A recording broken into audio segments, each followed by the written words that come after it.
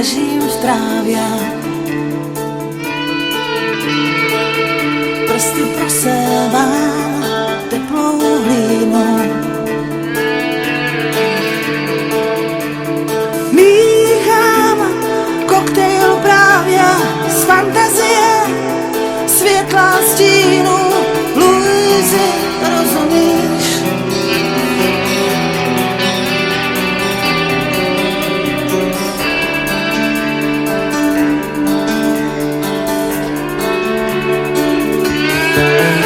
Oči stíní temné brýle,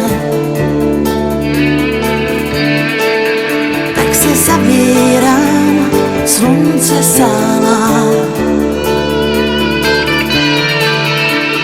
Krátký letní výlet z fantazí a jednou z nálad já tě přivolám.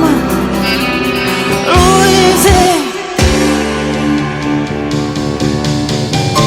má sílu anděl zkázy, nohy mi stěžkly záhy a z výšky na mě hází opojení.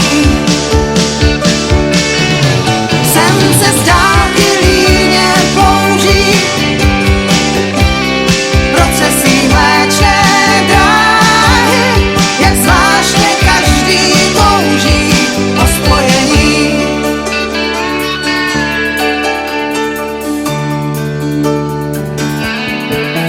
K nebi zírám, bosá v trávě,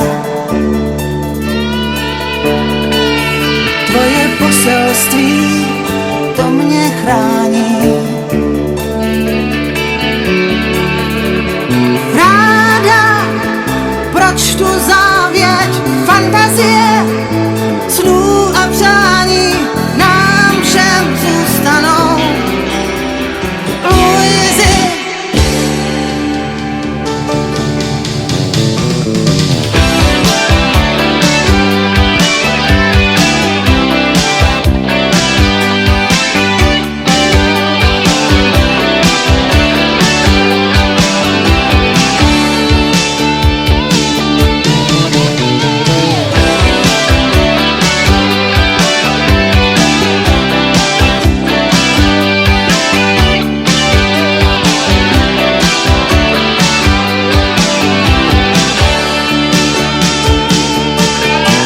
má sílu anděl zkázy,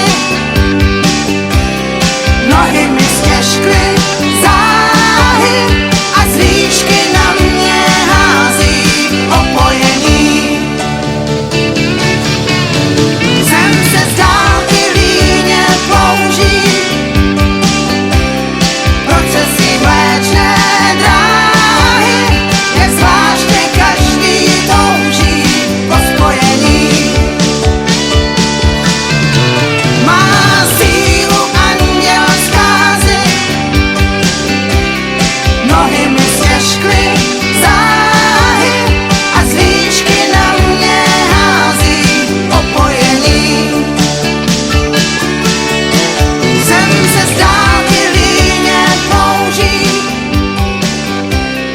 procesí mléčné dráhy, jak zvláštně každý touží po spojení. Má sílu anděl zkázy, nohy mi stěžkly.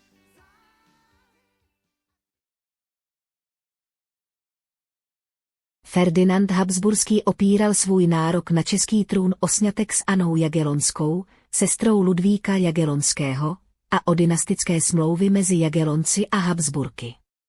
České stavy trvaly na svobodné volbě českého krále. K této volbě ale nebyly přizvány stavy vedlejších zemí koruny české, tedy Moravy, Slezska, Horní Lužice a Dolní Lužice. V Praze opět jednali o nás, bez nás.